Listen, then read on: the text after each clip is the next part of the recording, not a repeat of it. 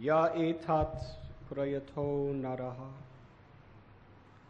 sayam prathar grinan bhaktya dhuka gramad vimuchyate. Whoever carefully recites the mysterious appearances of the Lord with devotion in the morning and in the evening gets relief from all miseries of life. Forth by His Divine Grace, A.C. Bhakti Swami Prabhupada. In the Bhagavad Gita, the personality of Godhead has declared that anyone who knows the principles of the transcendental birth and activities of the Lord will go back to Godhead after being relieved from this material tabernacle. So simply knowing factually the mysterious way of the Lord's incarnation in this material world can liberate one from material bondage. Therefore, the birth and activities of the Lord, as manifested by Him for the welfare of the people in general, are not ordinary. They are mysterious, and only by those who carefully try to go deep into the matter by spiritual devotion is the mystery discovered. Thus, one gets liberation from material bondage. It is advised, therefore, that one who simply recites this chapter of Bhagavatam, describing the appearance of the Lord in different incarnations, in sincerity and devotion, can have insight into the birth and activities of the Lord. The very word vimukti, or liberation, indicates that the Lord's birth and activities are all transcendental. Otherwise, simply by reciting them, one could not attain liberation. They are therefore mysterious, and those who do not follow the prescribed regulations of devotional service are not entitled to enter into the mysteries of His births and activities. Whoever carefully recites the mysterious appearances of the Lord with devotion in the morning and in the evening gets relief from all miseries of life.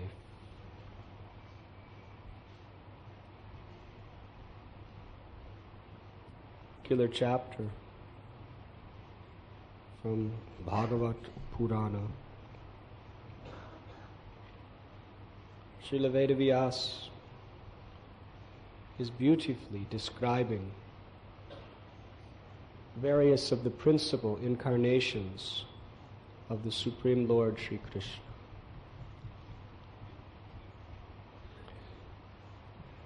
And he is describing here that one who carefully recites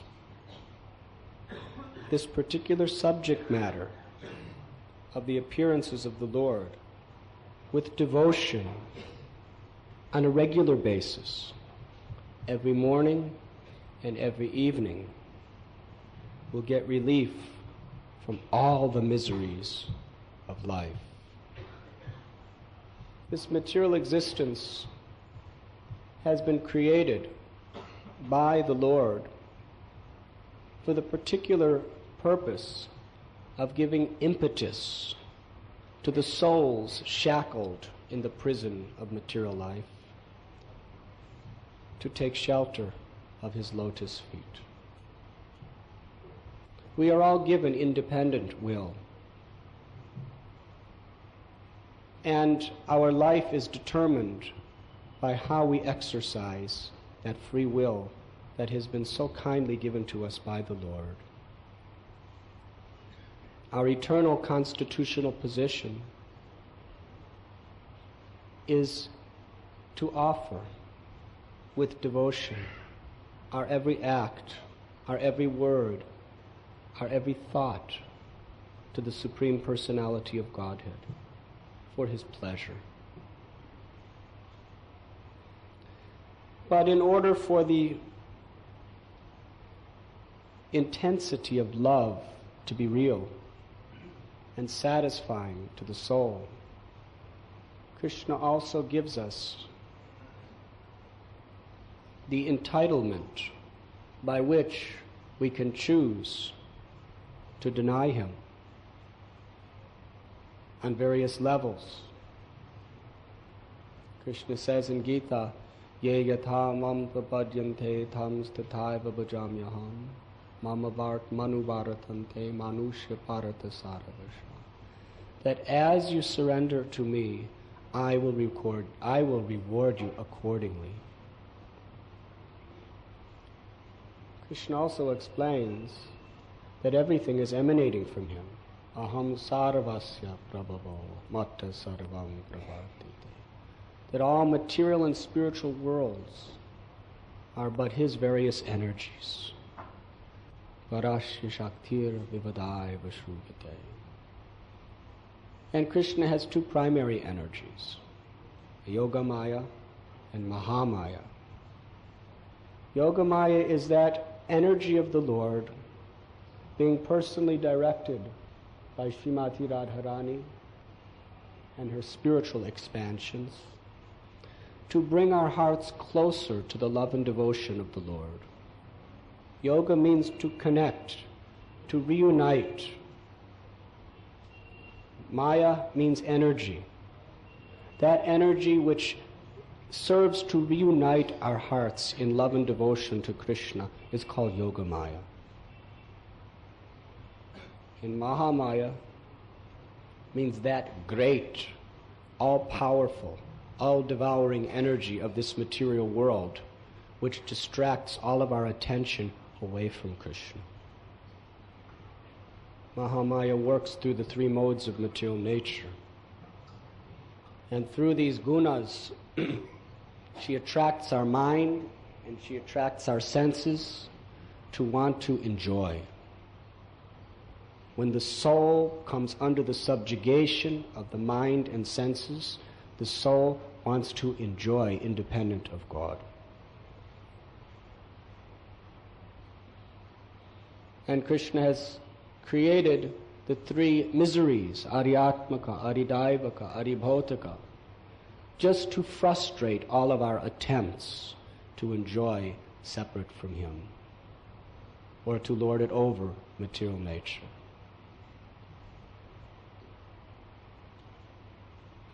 Durga means prison. This material world is classified as a prison. And what keeps us here? Only one thing, our desire to stay. Our desire to enjoy, independent of Krishna, is what keeps us birth after birth after birth in the frustration of experiencing the threefold miseries. Those miseries caused by one's own body and mind, miseries caused by other living beings, and miseries caused by higher natural powers.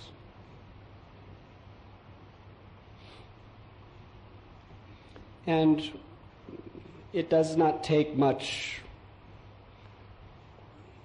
logic or argument to convince people these days that there are many sufferings and miseries in life.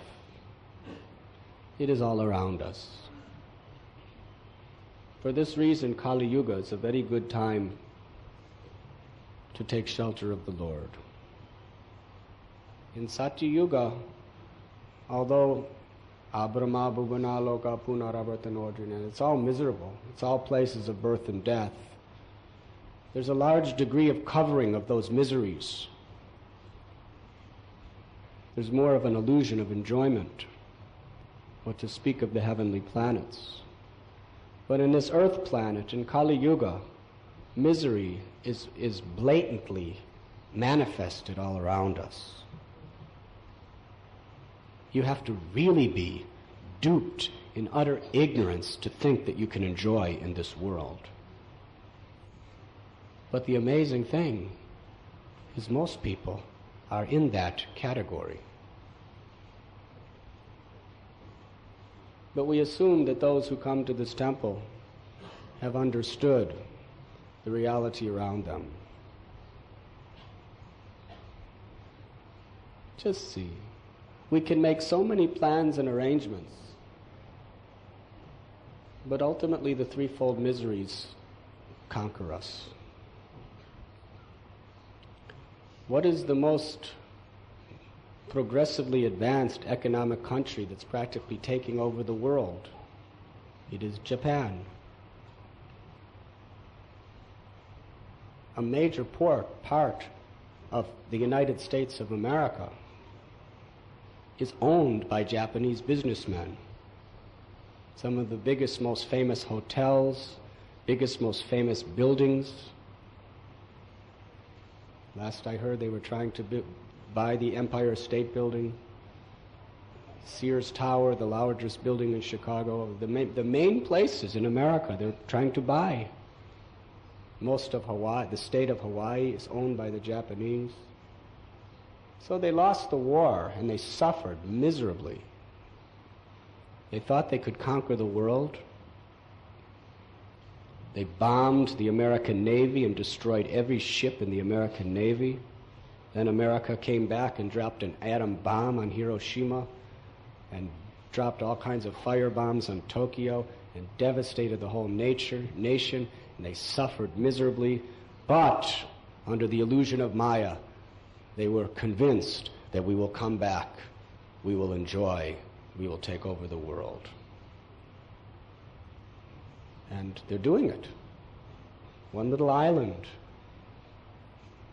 But so much of the world is depending on them, on their knees for their technology and their various other goods.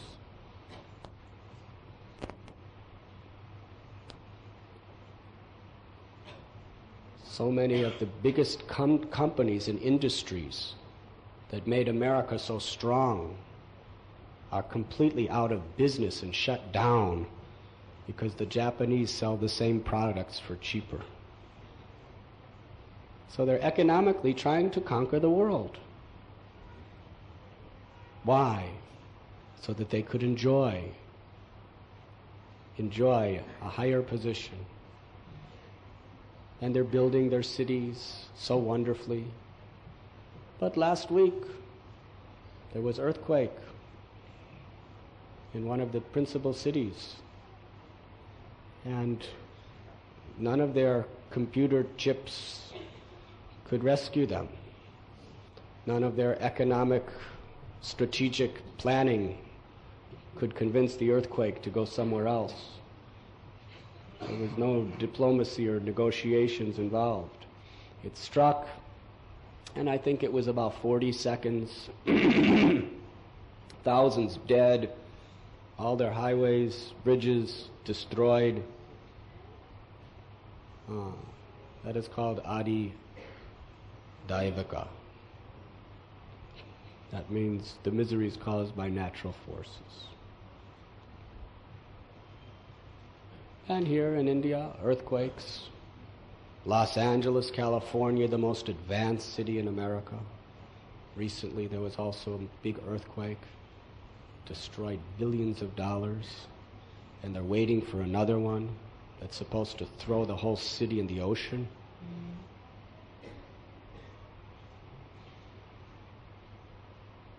And so much disease and frustration and inability to get along with even our own family members, friends. This material world is full of miseries. We should just admit it. It's a miserable place. But we should make the best use of a bad bargain. And we should understand why these miseries are here. Krishna could have created a perfect place where we could be happy forever, in illusion, without any of the ecstasy of loving him. But Krishna knows the soul cannot be satisfied with any amount of material luxury or convenience or happiness, because the soul is seeking the ras of loving devotion to the Supreme Lord. So out of his mercy and kindness, he has made this material world a place of misery by which we can have the impetus to surrender to God. Of course, it is our duty to try to ward off the miseries according to our capacity. But for what? Just to survive a few more years? Human life is meant for self-realization. Tapo divyam putrakayena satvam sudyedyasya brahmasokyam tvanantam. Human life is meant for something beyond the animals. It is meant to experience the ultimate joy of Krishna consciousness.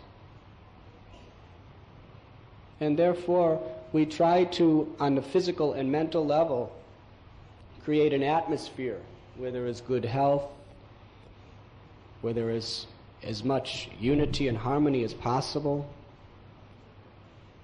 And hopefully that environment will give one convenience by which they can dedicate their mind, their intelligence in seeking the higher goal of life.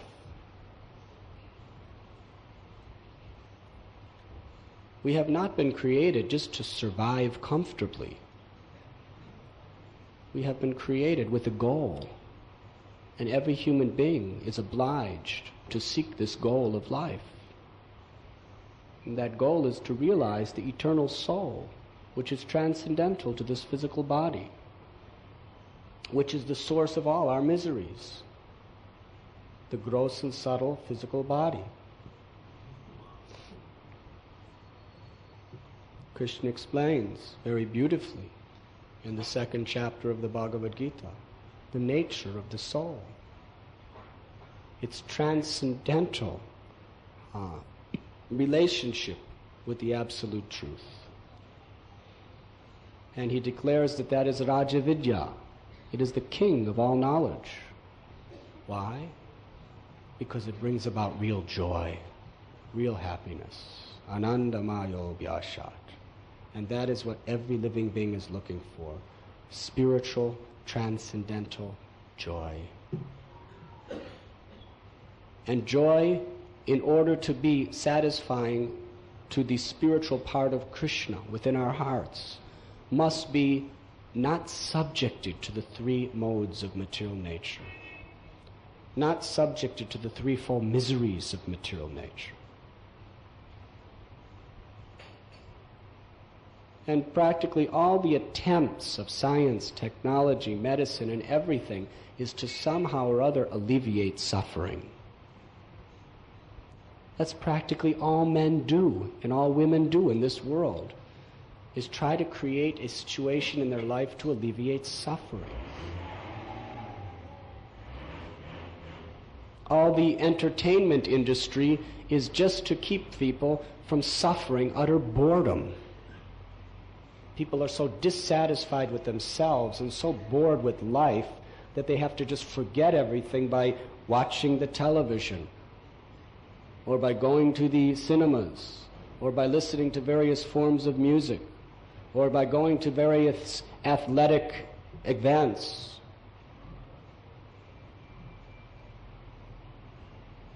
It is all just to cure people from the frustration of boredom for the time being.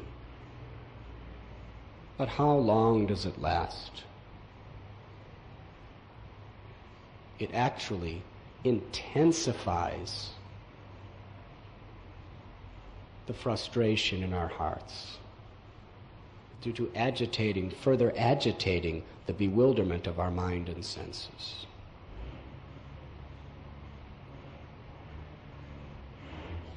Most of the things that we do is just to satisfy the frustration of boredom in our hearts. And then we work so hard to eat so we don't suffer hunger. To get clothes, for we don't suffer embarrassment of looking poor. To get nice home, so we don't have to suffer humiliation amongst our society or caste members thinking, why you live like this? So much social pressure causes us so much misery, and we have to work so hard to counteract it. A place to sleep, a place to eat. Eating, sleeping, mating, and defending. The animals are also trying to ward off the misery by providing those things for themselves and their family members. But there's no solution. Srila Bhakti Siddhanta Saraswati would say that there are so many problems that are causing so much anxiety, but really there's only one problem, and that is a lack of Krishna consciousness. Because the body has to suffer, no matter what you do. It's its nature.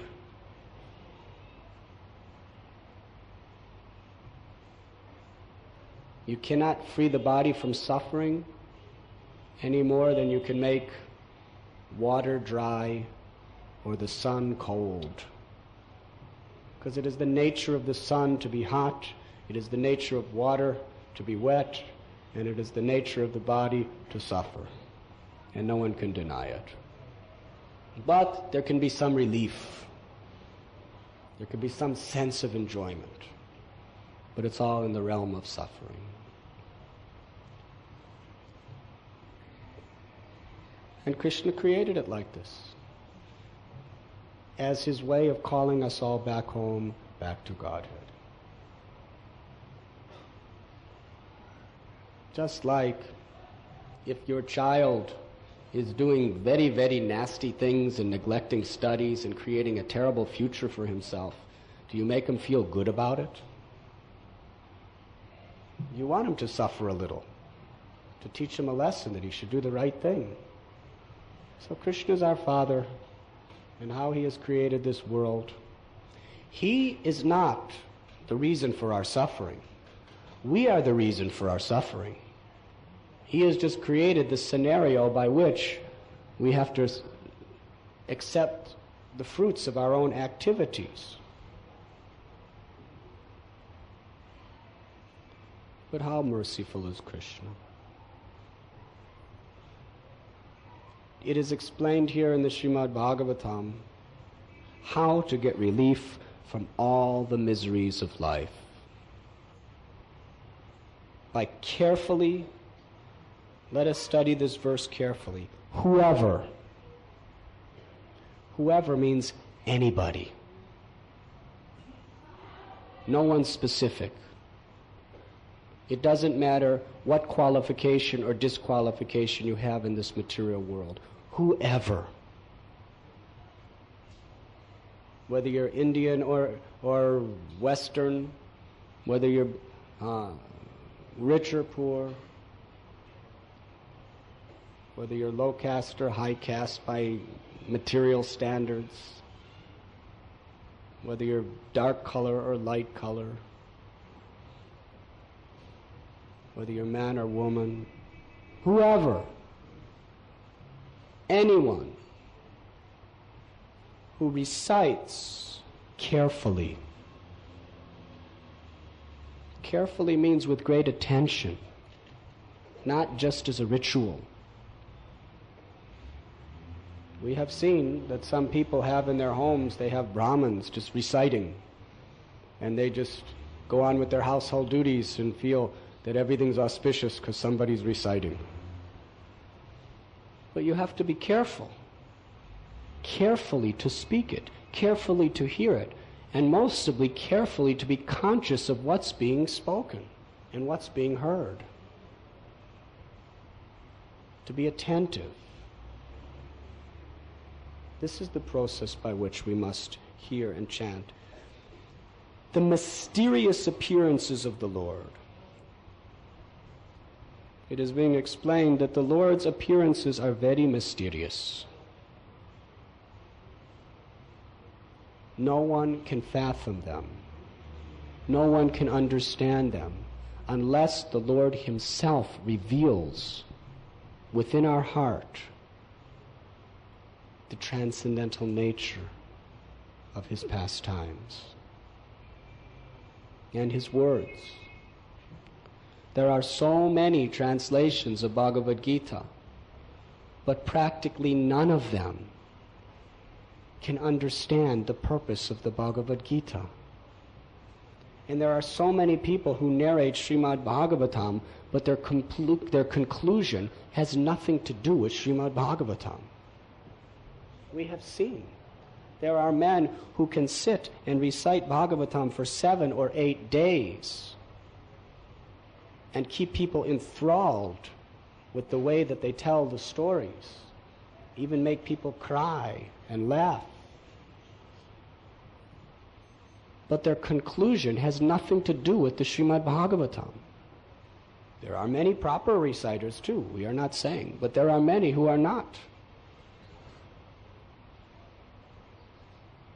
The conclusion of the Bhagavatam is the same as the conclusion of the Gita, that Krishna is a person.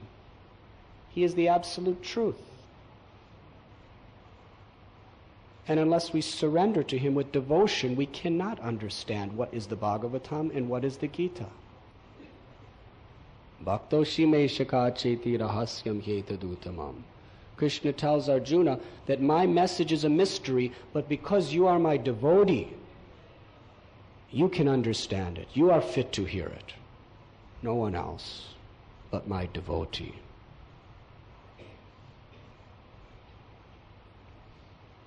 And devotion is eternal. The soul is eternally part of Krishna. The soul is eternally meant to surrender to Krishna.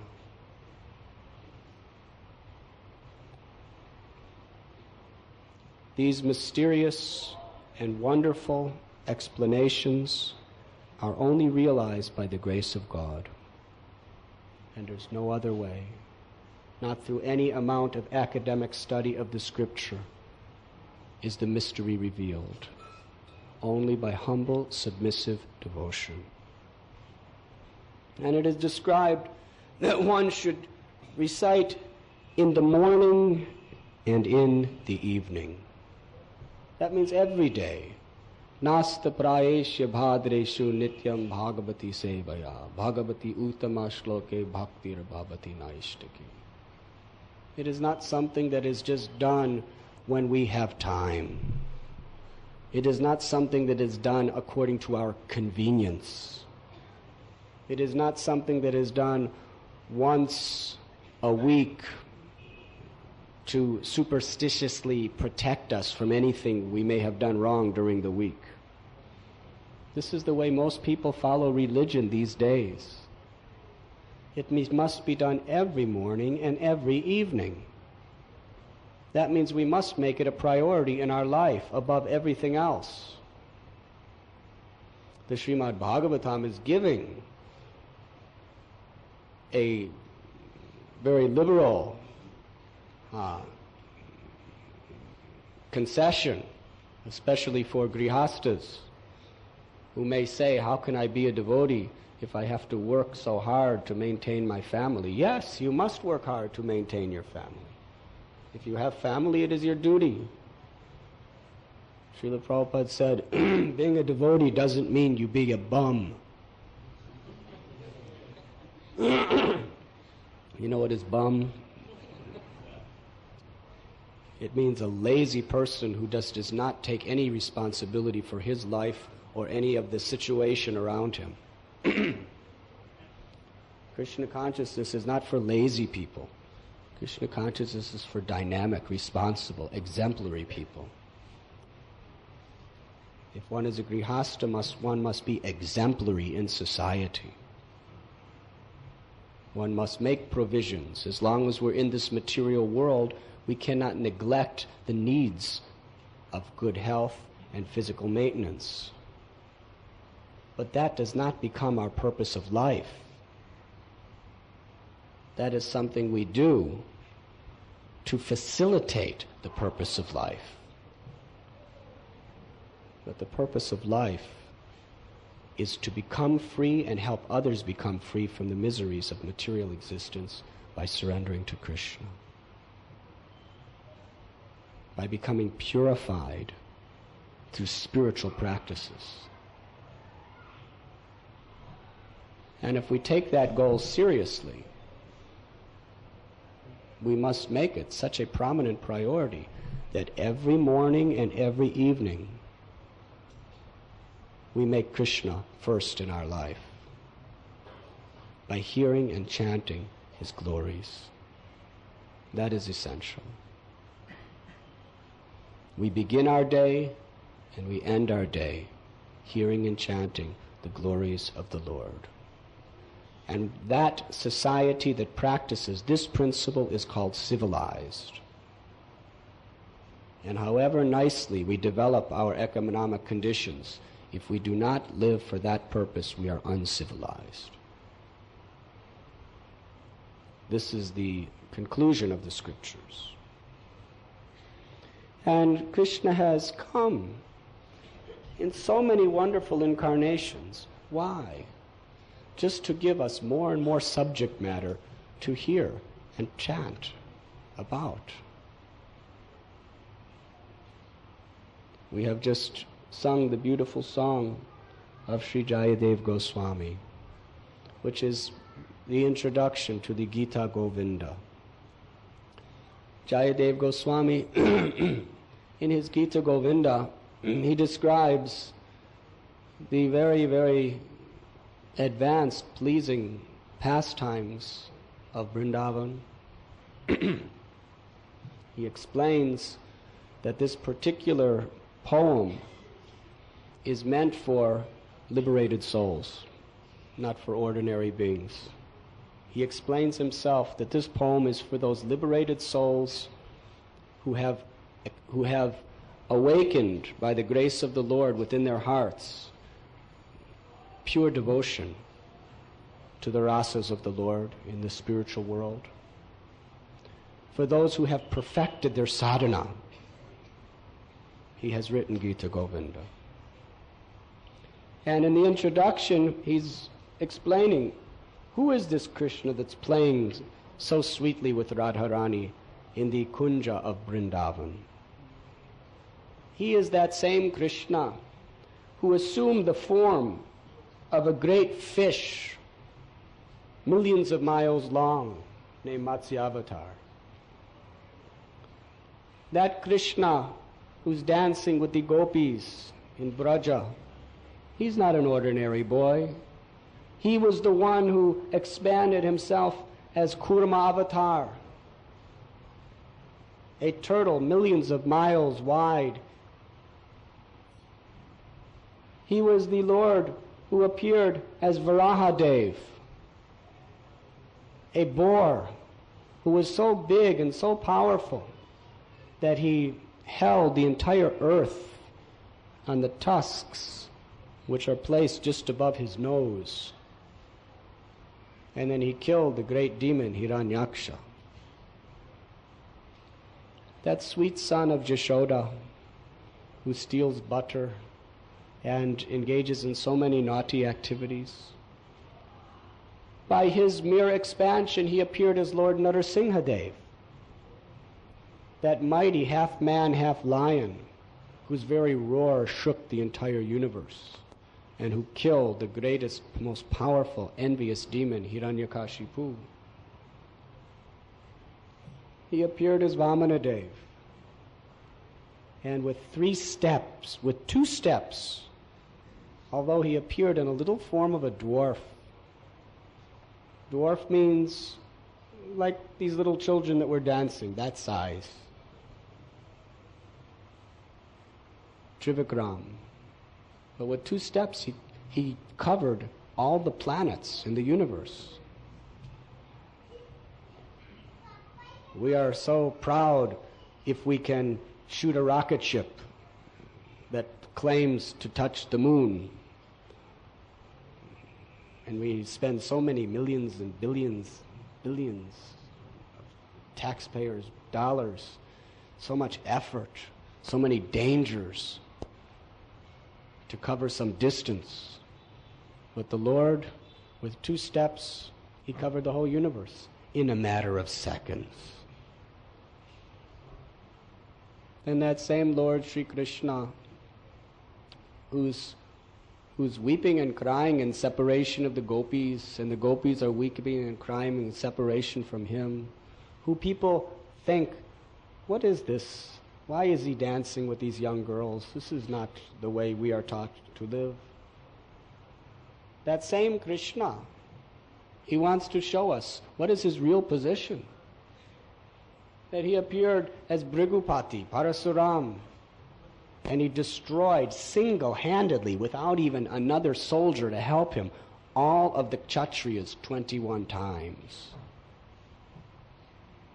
We are building here in India, we are building big army because we are afraid of China and Pakistan, and so many people we have to draft and recruit, maybe not draft, but recruit, and put so many pressures to keep them in the army, and we are begging on our hands and knees other nations to give us missiles and other resources. And this is a powerful, one of the greatest armies of the world. But the Lord, when he comes, with one chopper, he destroyed all the armies in the world. 21 times consecutively. One chopper. He doesn't need Scud missiles. He doesn't need negotiators, diplomats to make proper battle plans. He doesn't need spies. One chopper, finished within seconds. That is Krishna. And he appeared as Lord Sri Ramchandra with his mighty bow.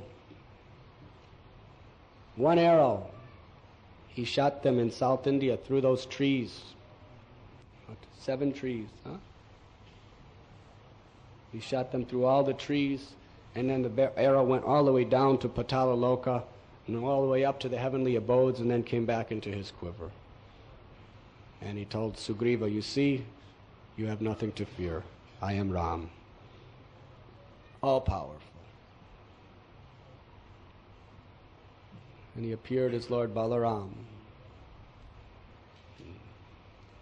Lord Balaramji, the entire Kuru dynasty, when they offended him, with his plow, with one push of the plow, the whole city of Hastinapur came out from the ground. He was ready to throw it in the river Ganges.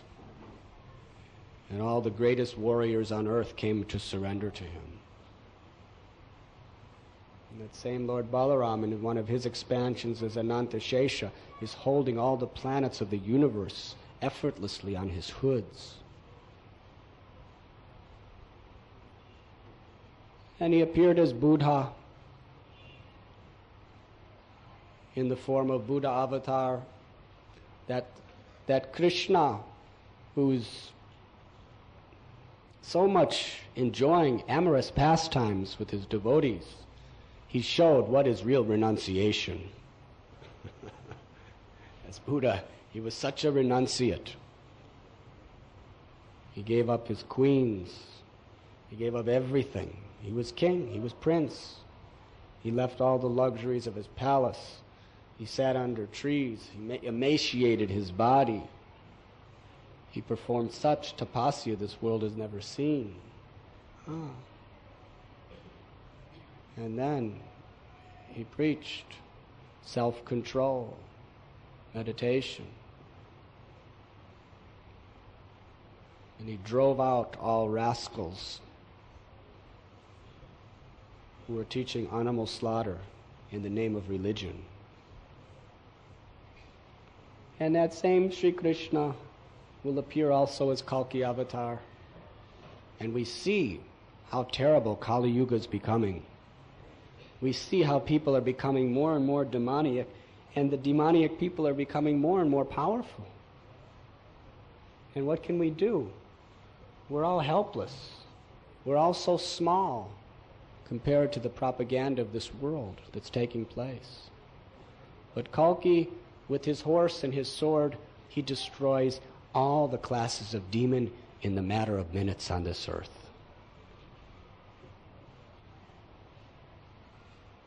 So establish, who is this Krishna who's playing in the groves with the gopis? He is not an ordinary person. He is the absolute truth. And whatever he does is perfect. Whatever he does is absolute. And then he begins to narrate that song which is meant for the most exalted, liberated souls. Sri Chaitanya Mahaprabhu personally would relish very much hearing the wonderful poems of Jayadev Goswami. It is described when he was living in Jagannath Puri,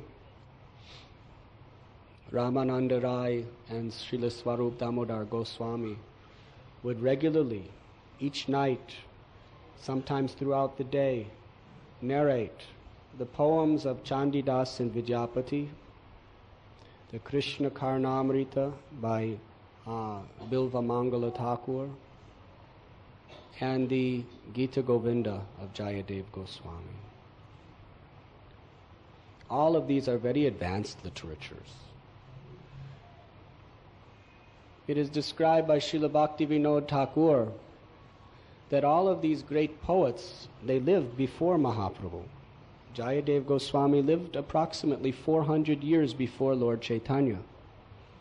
But Bhaktivinoda explains that Lord Chaitanya, who is eternal, preparing for his own incarnation, he impregnated his own conception of love of God into the hearts of these great souls. And by his mercy they wrote.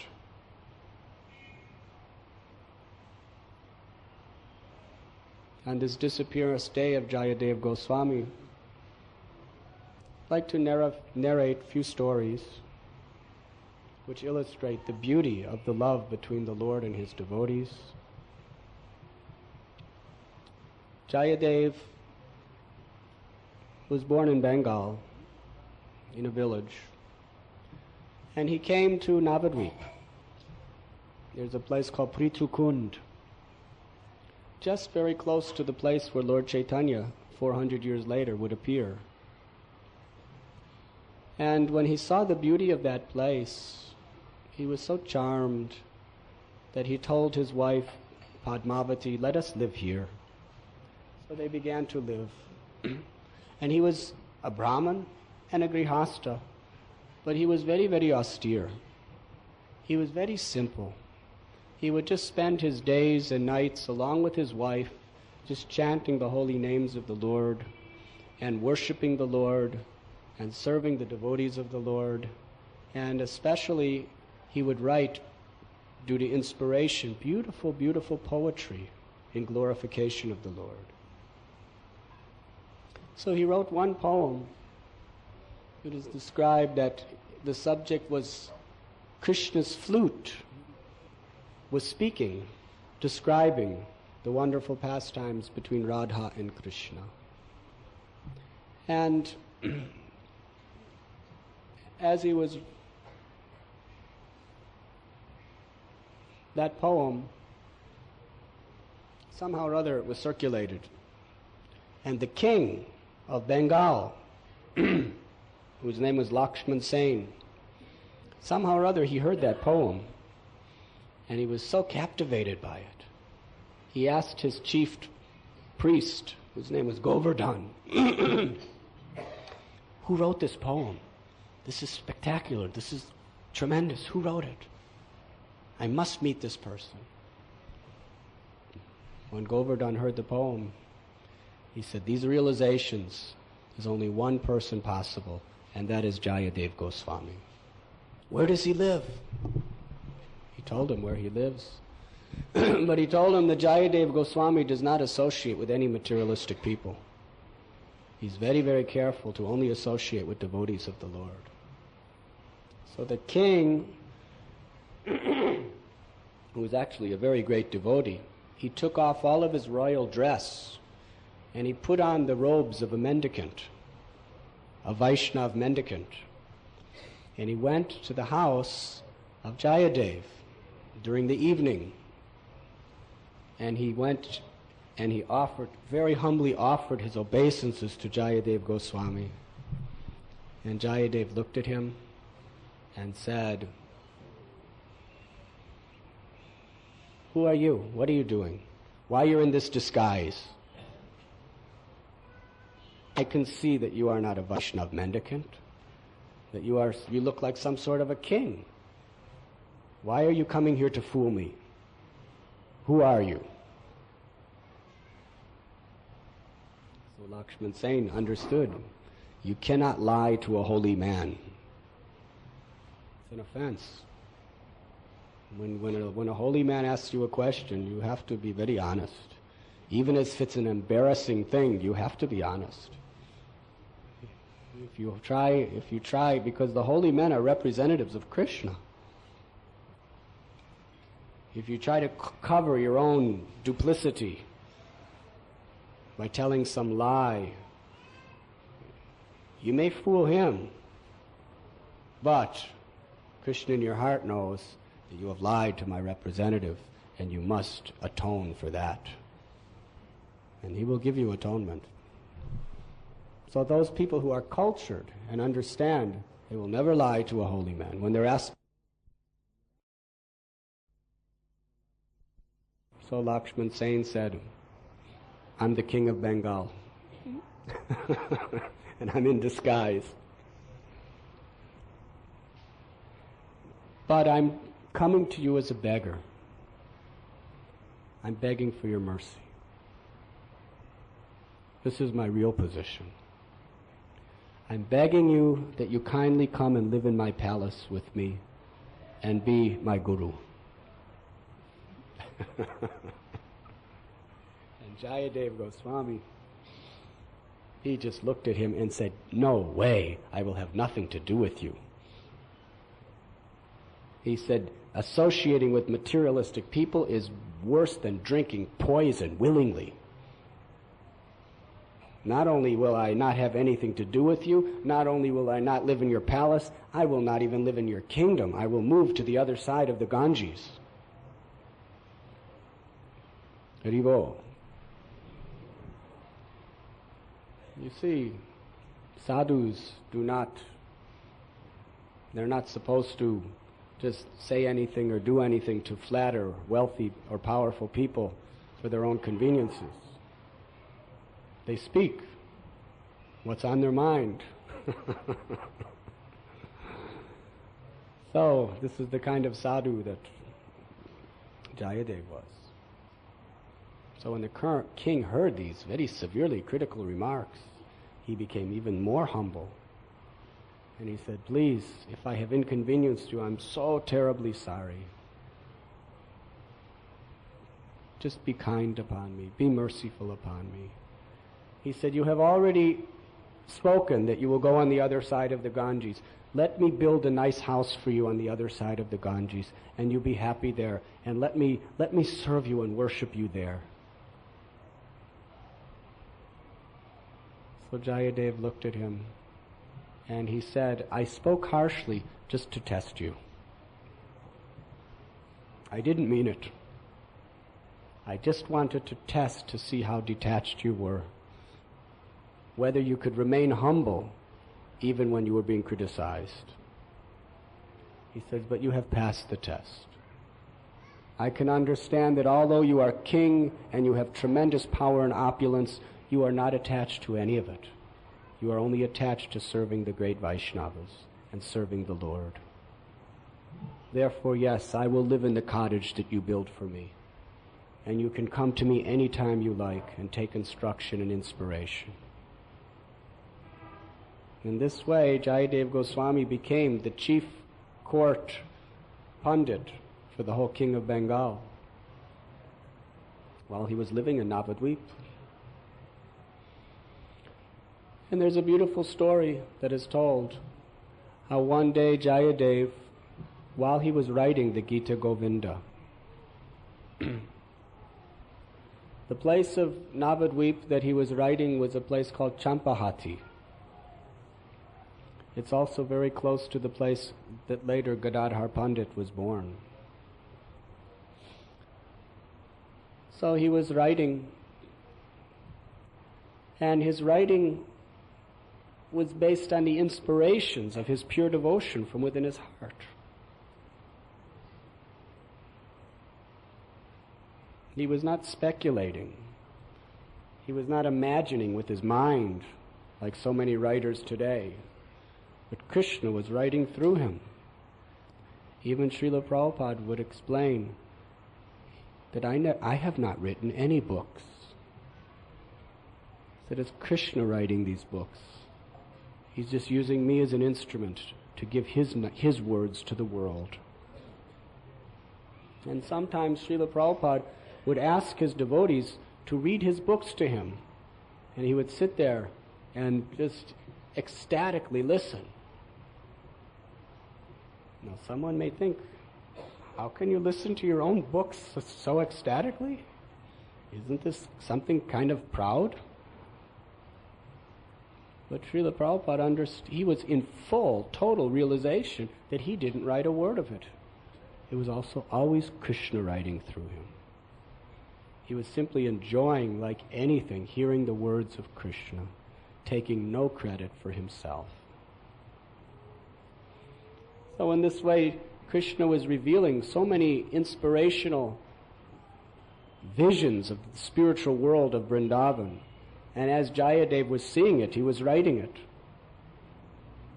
And in this narration, it explains that Sri Radharani became very angry with Krishna, Man Leela. And Krishna tried to do everything that he could to make her pacified, so that she would associate with him once again. But nothing worked. So then Krishna, who is the Supreme Lord of the universe, the attractor of even Cupid, he begged Sri Radharani if he could place his head on her lotus feet.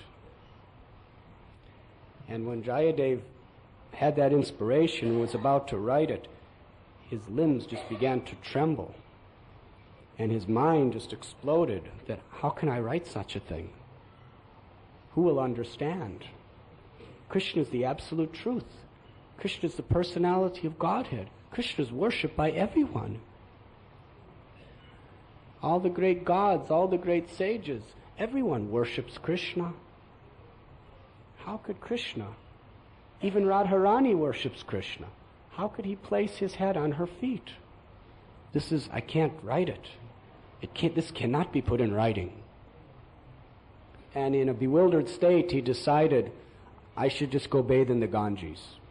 So he told his wife Padmavati, I'm going to take my Ganga Snan, and you should have prasad prepared for me when I return. So he went to the Ganges. But at that time, Krishna disguised himself as Jayadev. Haribo. For Krishna, what is the difficulty? If he can become a boar big enough to hold the earth, he could certainly become Jayadev. So his form was Jayadev. Exactly, so much perfectly Jayadev, he was more Jayadev than Jayadev. And if anybody could detect a difference, it was Padmavati, his wife, who lived with him in the same little thatched hut for so many years. So he came and she, you have come back from your bath very soon? He said, yes.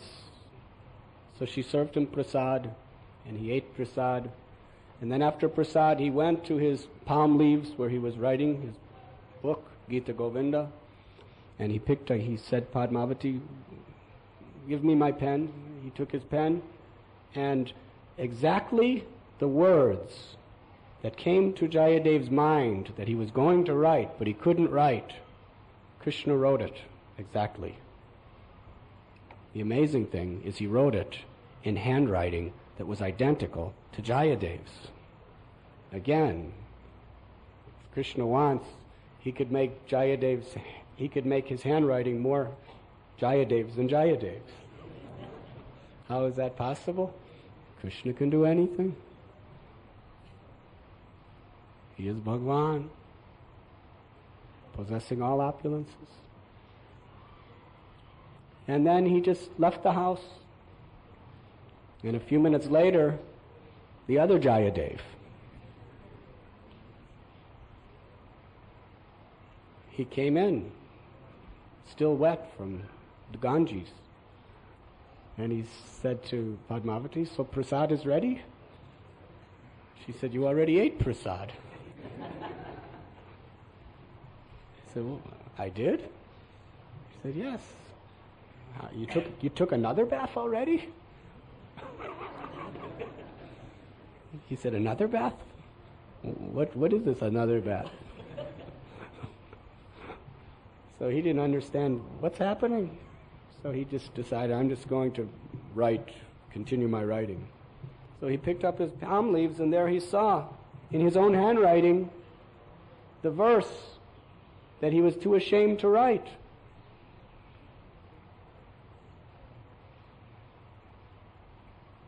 The verse that explains how Krishna, the charmer of millions of cupids, subordinate to the love of his supreme devotee Radharani, placed his head on her lotus feet,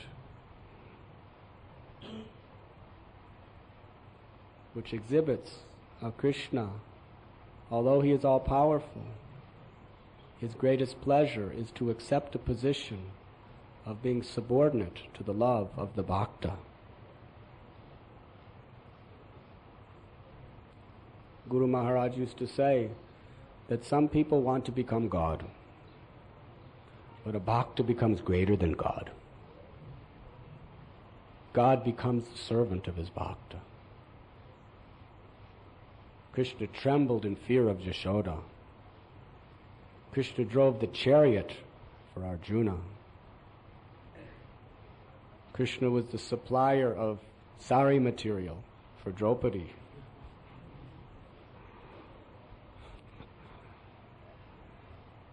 And Krishna washed the lotus feet of Sudama and drank the water. Krishna held the shoes of Nanda on his head.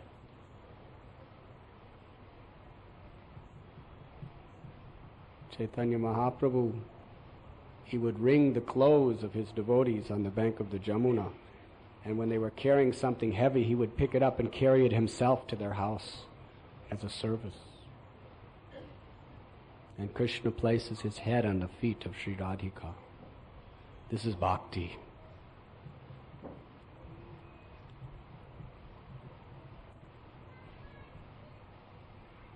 So when he saw that Krishna had written the very, very exact Sanskrit verse that was in his heart, he understood that that was Krishna who disguised himself as me.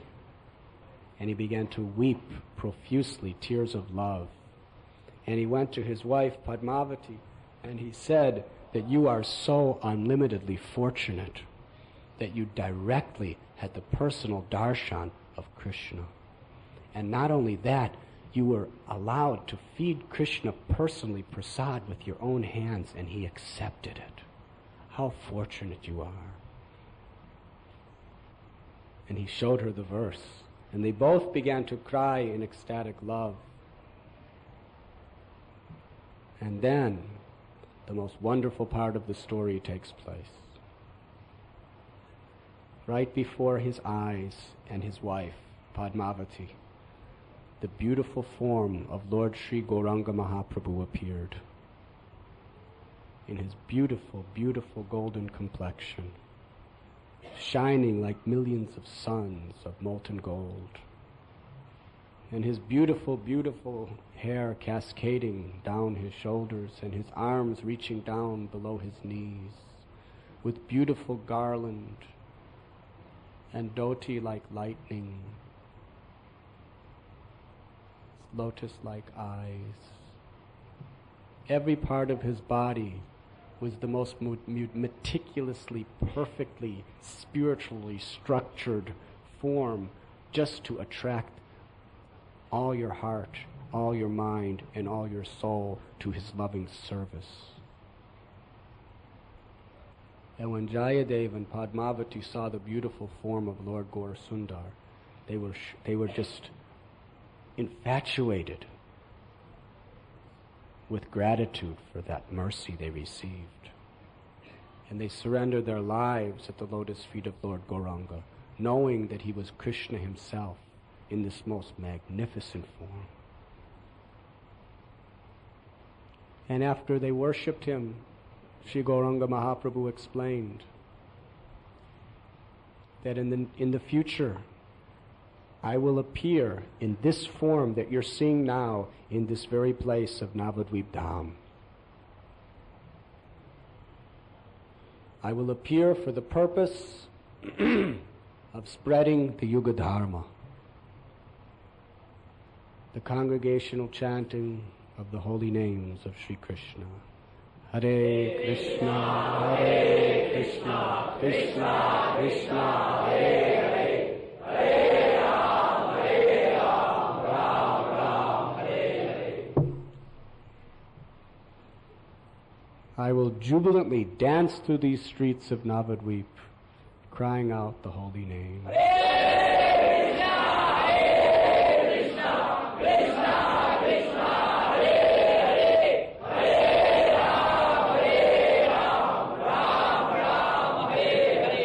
For 24 years I will reside here. And after that, I will cut my hair and I will take sannyas order of life. And I will live the remaining part of my life in Jagannath Puri.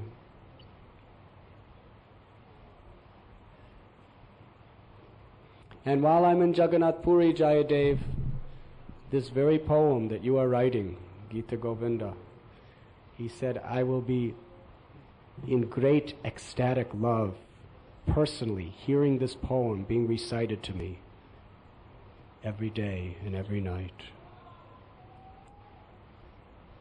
So Jayadev Goswami was very happy. With this inspiration, he continued to write the Gita Govinda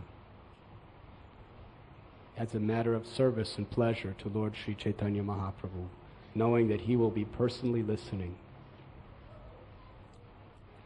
And Lord Chaitanya told Jayadev, you should leave this place and go to Jagannath Puri. Jayadev asked, how could I leave your abode of Navadvip? Lord Chaitanya said, it is the service you must render. You go there and you worship Lord Jagannath. So very soon Jayadev and Padmavati moved to Jagannath Puri. And there they resided. And Lord Chaitanya told him that after you leave this world, you will eternally live in the eternal land of Navadvip Dham in my association, chanting the holy names. Hare Krishna, Hare Krishna, Krishna Krishna, Hare Hare, Hare Ram, Hare Ram, Ram Ram, Hare Hare. So these wonderful literatures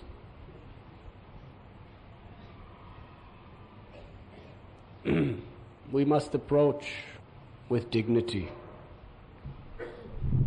Srila Prabhupada explains, Bhakti Siddhanta Saraswati explained, and Jayadev Goswami himself explains that this Gita Govinda is for Rasika Bhaktas who are liberated from the modes of material nature. To read them prematurely will not help our spiritual lives, but will only confuse our spiritual lives. Therefore, under the guidance of a proper spiritual master, we must approach the proper Vaishnava literatures. But for the rest of us, these great literatures give us something. Just to hear some little excerpt from it gives us the understanding of what we're going to receive, of what we're giving our life for. of the magnitude of the treasure house of what Gaudiya Vaishnavism is all about.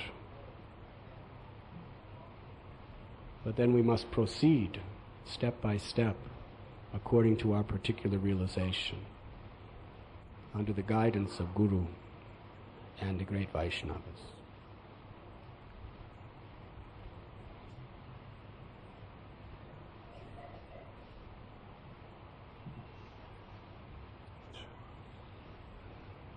If we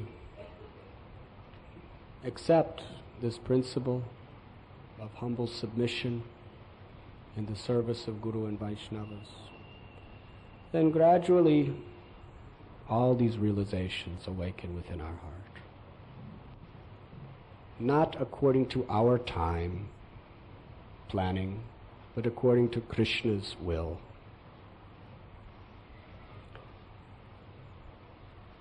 And that is possible. To enter into this realm of transcendental realization if we follow this principle of Srimad Bhagavatam. Whoever carefully recites the mysterious appearances of the Lord with devotion in the morning and in the evening gets relief from all miseries of material life. Thank you very much. Hare Krishna.